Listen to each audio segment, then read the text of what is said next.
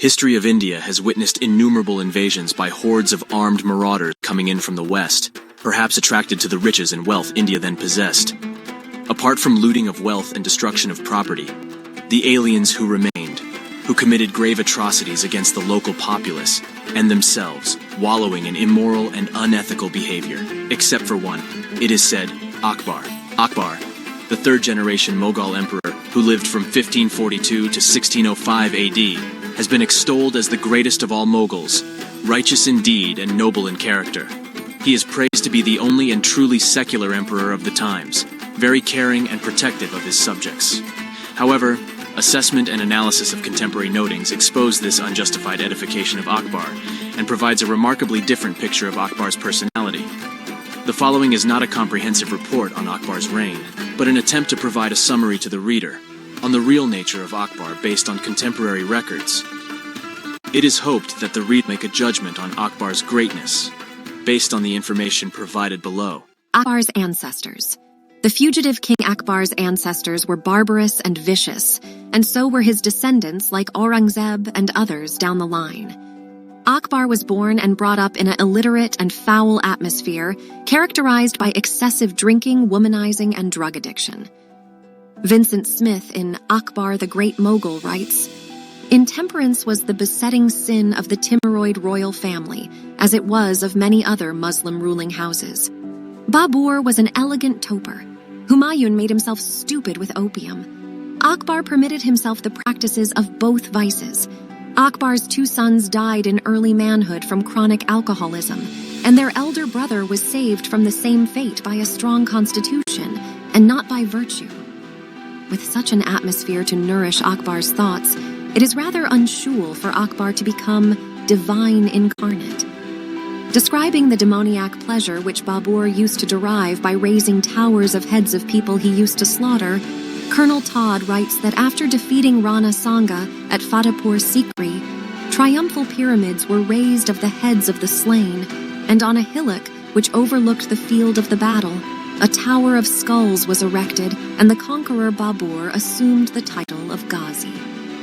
Akbar seems to have preserved this great legacy of erecting minarets, as is obvious from the accounts of battles he fought. Humayun, the son of Babar, was even more degenerate and cruel than his father.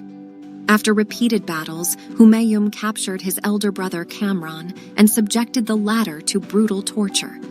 A detailed account is left by Humayun's servant Jauhar and is quoted by Smith, which says, "Had little concerns for his brother's sufferings." One of the men was sitting on Kamran's knees. He was pulled out of the tent, and a lancet was thrust into his eyes. Some lemon juice and salt was put into his eyes. After some time, he was put on horseback. One can imagine the cruelty and torture that Humayun was capable of inflicting on others when he subjected to his own brother to such atrocities.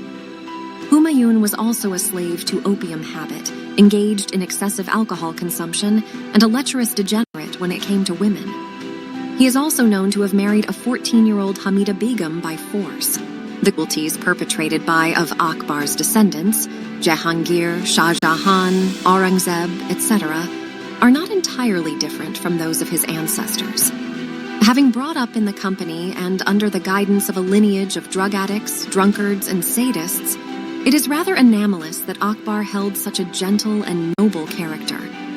Even assuming that he fancied nobility, it is amazing that Akbar let his contemporaries and generals, like Pir Muhammad, loot and rape the helpless citizenry that he was ruling. It would, however, be interesting to observe the incidents in Akbar's reign and evaluate his character. Akbar's character and nature. Akbar possessed an inordinate lust for women, just like his ancestors and predecessors.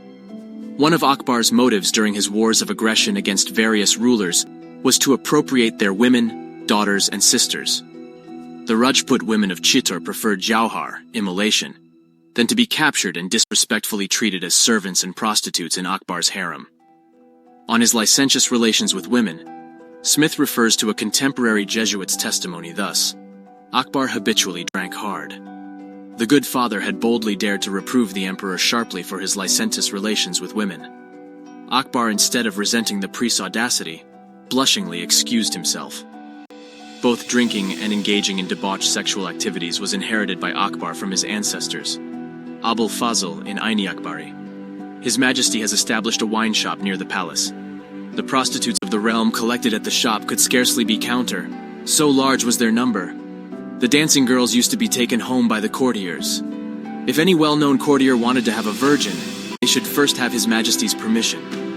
In the same way, boys prostituted themselves, and drunkenness and ignorance soon lead to bloodshed. His Majesty himself called some of the prostitutes and asked them who had deprived them of their virginity. This was the state of affairs during Akbar's rule, where alcoholism, sodomy, prostitution, and murderous assaults were permitted by the king himself. The conditions of the civic life during Akbar's life is shocking. Sodomy was a precious service of Akbar's own family. Babur, Akbar's grandfather, has given a lengthy description of this sodomic infatuation for a male sweetheart. Humayun was no different.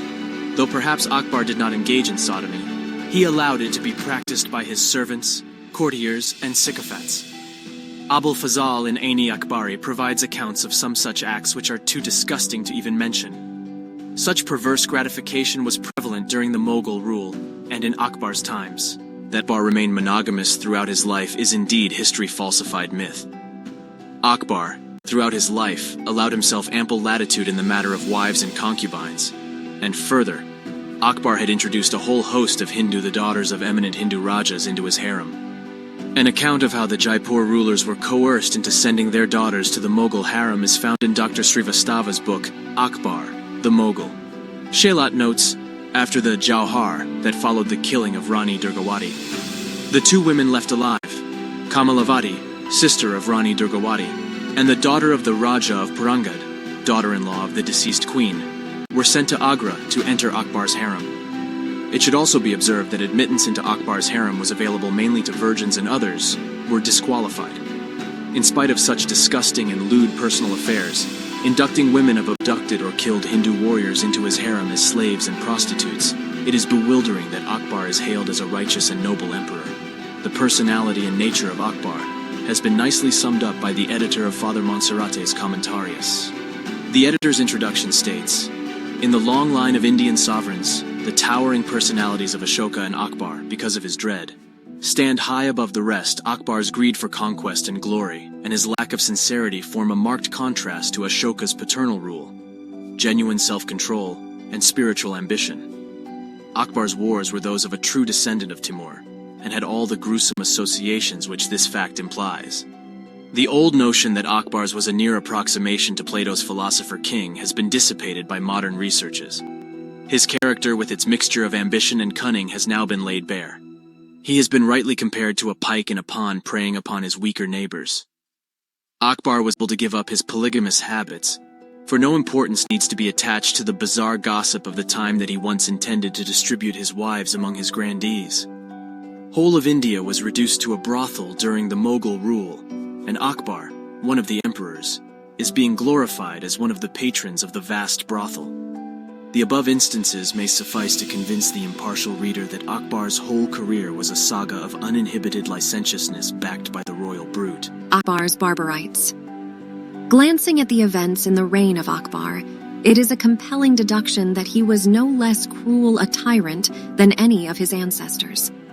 With his treacherous nature and the unlimited power that he wielded over a vast region, qualifies him to be one of the foremost tyrants and sadists in India's history, or perhaps even world history.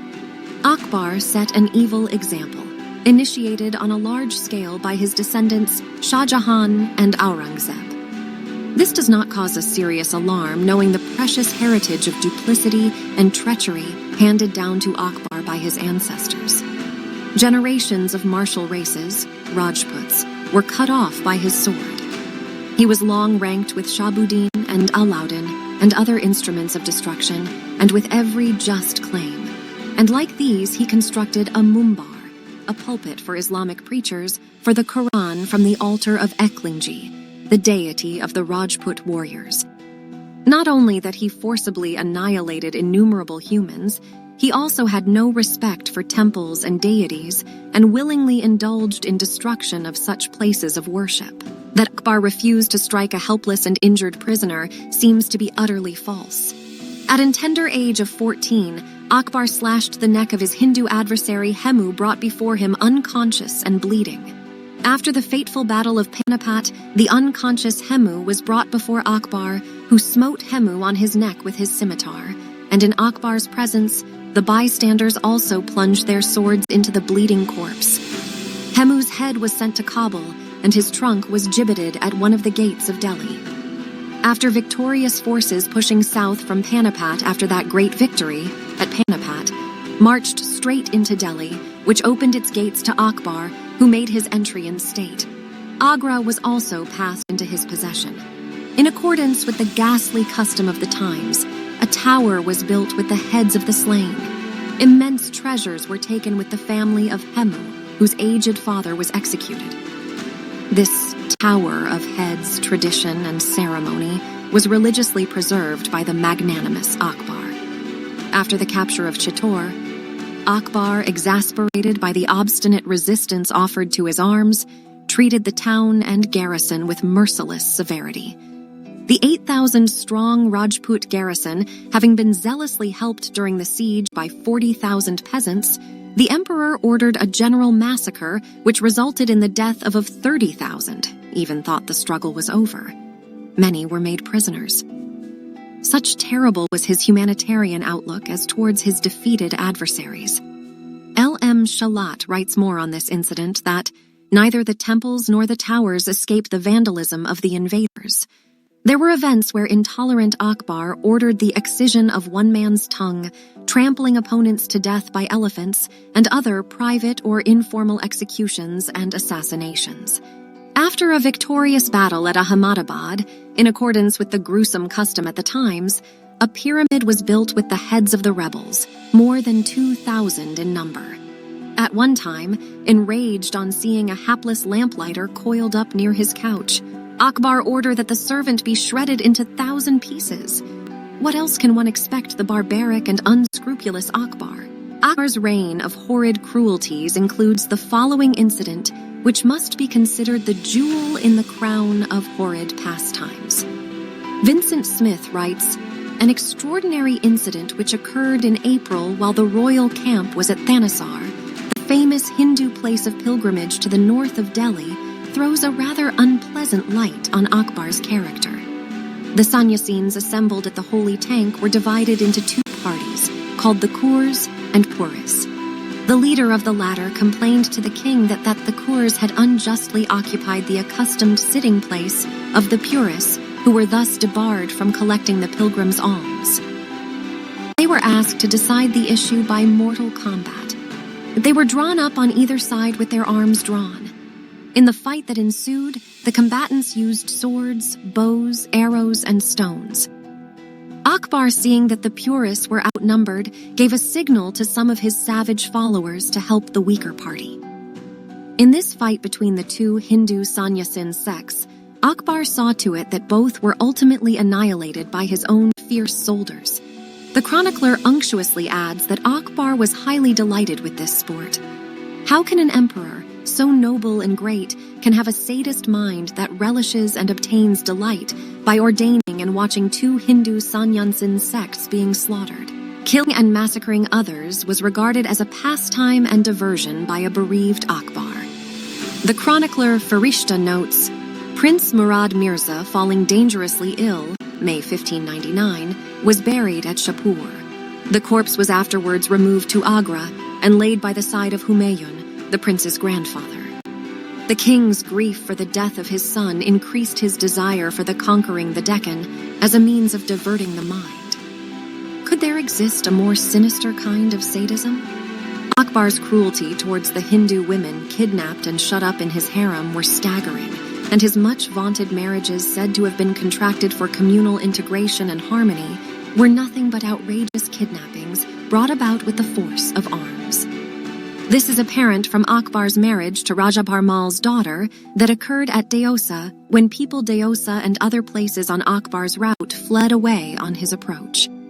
Why would the people flee in terror if at all Akbar was visiting Raja Parmal, and that the marriage was congenial and in consent with the bride's party?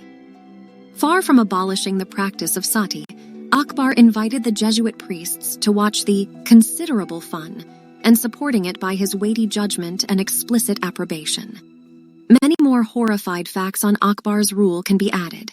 Even the infamous tax, which supposedly was abolished by Akbar, was continually being collected in Akbar's reign.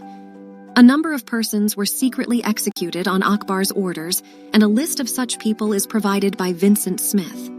Akbar's reign was nothing but terror, torture, and tyranny for his subjects and courtiers, as is obvious from the quoted events.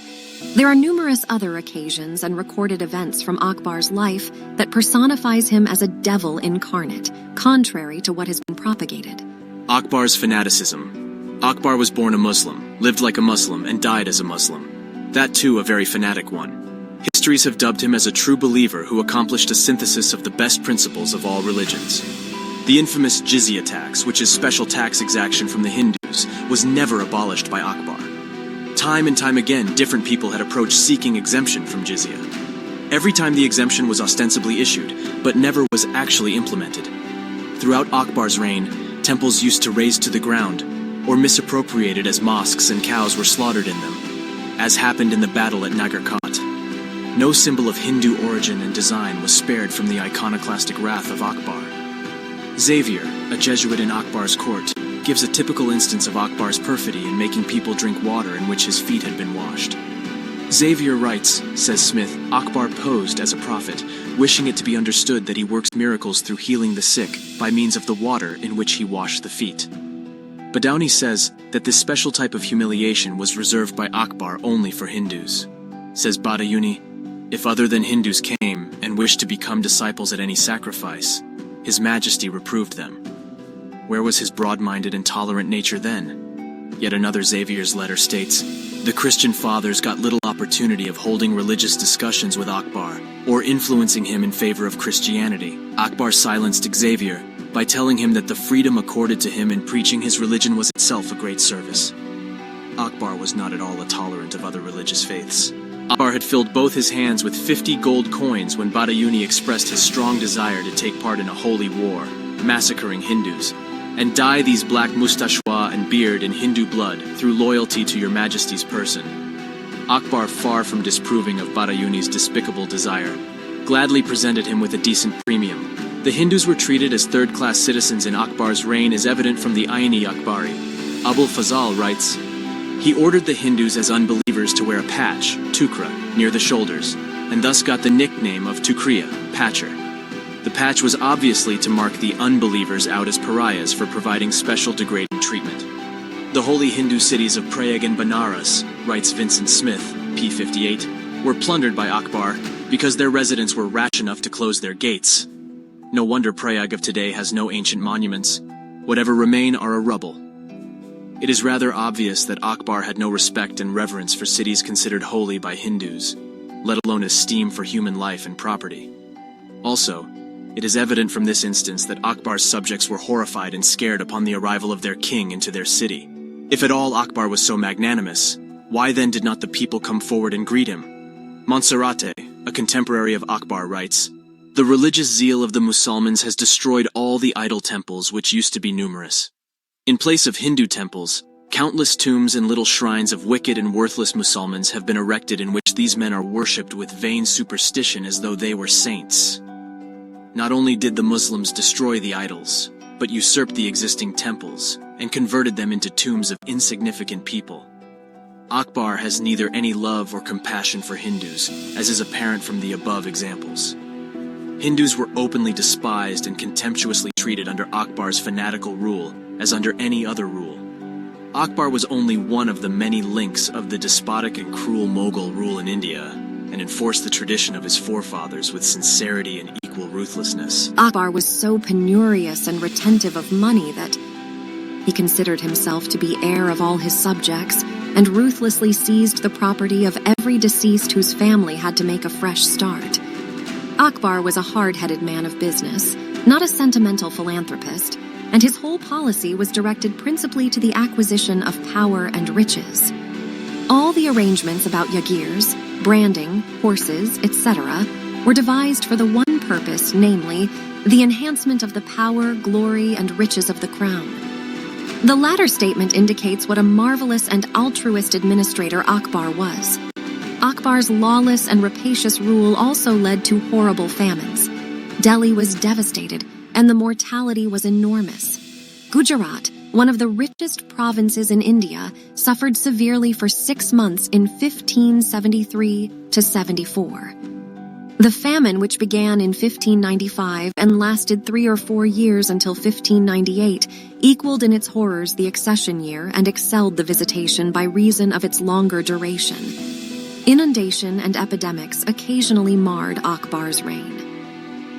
And Akbar is said to have done nothing to ameliorate the sufferings of the masses, instead accumulated all the wealth he had amassed into forts and palaces. Referring to the Gujarat famine, the famine was not caused by drought or the failure of seasonal rains, but was due to the destruction wrought by prolonged wars and rebellions, constant marching and counter-marching of troops, and killing men on a large scale, and the breakdown of administrative machinery and the economic system. The mortality rate was so high that on an average, 100 cartloads of dead bodies were taken out for burial in the city of Ahmedabad alone. Smith asserts that epidemics and inundation often marred Akbar's reign, and at the time of such distress, parents were allowed to sell their children. Utter lawlessness and stately permissions to carry out immoral activities seemed to the norm during Akbar's reign. Deadly pestilence and frightful famine appeared on the scene from time to time and lasted for years together, due to Akbar's callous and inadequate administrative capacities. Noble in character that Akbar was, that his generals and courtiers, even including his son Jehangir, revolted against him. Interminable wars and unending rebellions were continuing somewhere or the other in his so-called peaceful reign. Dr. Shrivastava nicely summarizes, "The vast empire hardly ever enjoyed complete immunity from some kind of disturbance and rebellion. Some chief or the other, taking advantage of slackness of administration, lack of vigilance, or the occurrence of a natural calamity, raised its head in revolt. It is tedious to recount cases of civil disturbance." On an occasion of an accident, rumors spread about the seriousness of the injury and possibly the death of Akbar, which caused revolts and rebellions in distant parts of the country, and many paraganas were plundered by turbulent people. Had Akbar been due generous as he is often made out to be, and his reign so just and kind, peace and contentment should have prevailed during his lifetime and upon his death. The subjects should have looked upon his children with devotion, love, and respect. However, due to nature of Akbar's rapacious rule, everyone from princes to paupers wished to overthrow Akbar. With constant famines, wars, and revolts occurring the Akbar's era, where then did he get the time and money to construct buildings of magnificence and grandeur, like the fort at Agra? Akbar is said to have built several forts and palaces and founded many townships. However, as seen earlier, Akbar simply renamed pre-existing townships of Hindu origin and claimed to have been built by himself. One such unfortunate township is that of Fatehpur Sikri. It has a massive defensive wall around it, enclosing redstone gateways and a majestic palace complex, explicitly in the Rajput style. It is the creation of these buildings and gateways that are accredited to Akbar. Fatehpur Sikri was an ancient independent principality before its occupation by the Muslims. 8,000 horses, 7 rajas of the highest rank, 9 rayos and 104 chieftains, bearing the titles of Rawal and Rawut with 500 elephants, followed him into the field against Babur. The princess of Marwar and Amber did him homage, and the rayos of Gwalior, Ajmer, Sikri, served him as tributaries. The above passage makes it clear that even during the reign of Akbar's grandfather Babur, Sikri was ruled by a Rao, who owed allegiance to Rana Sangram Singh of Mewar. Another reference to Fatehpur Sikri is of the year 1405, 150 years before Akbar, when Iqbal Khan was killed, and his head was sent to Fatehpur. Also, it is stated that Khizr Khan, the founder of Sayyad dynasty, 1500 AD, remained in Fatehpur and did not go to Delhi. Even Babur has stated that Agra, Sikri housed several palaces equally magnificent. These 15th century references will, for now, suffice to prove the existence of Fatehpur Sikri before even Akbar was born, and that the beautiful buildings were not built by Akbar. The Red Fort of Agra, also originally of Rajput design and construction, was usurped by Akbar. However, an account says that Akbar demolished the fort in 1565, apparently for no reason, and constructed another in its place. Surprisingly, in 1566, Adam Khan was punished by being thrown down from the second story of the royal apartments inside the fort. Keene, Handbook for Visitors to Agra and its Neighborhood, quotes this rumor and casts a very pertinent doubt that the fort was demolished in 1565. How is it possible for Akbar to stay there in 1566, and a man was flung down from the second story? Keene adds that even the foundation of the extensive fort could not have been complete within 3 years. Neither did Akbar demolish the fort, nor did he rebuild an entire structure. He simply commandeered the fort from its original inhabitants and claimed to have been built by him. Similarly, the palaces and mansions in Ajmer, Allahabad, Manoharpur, and other townships were simply usurped by Akbar. He never ordered engineers and architects to build magnificent buildings.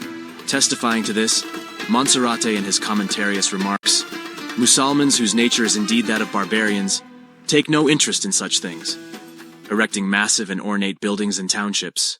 History of India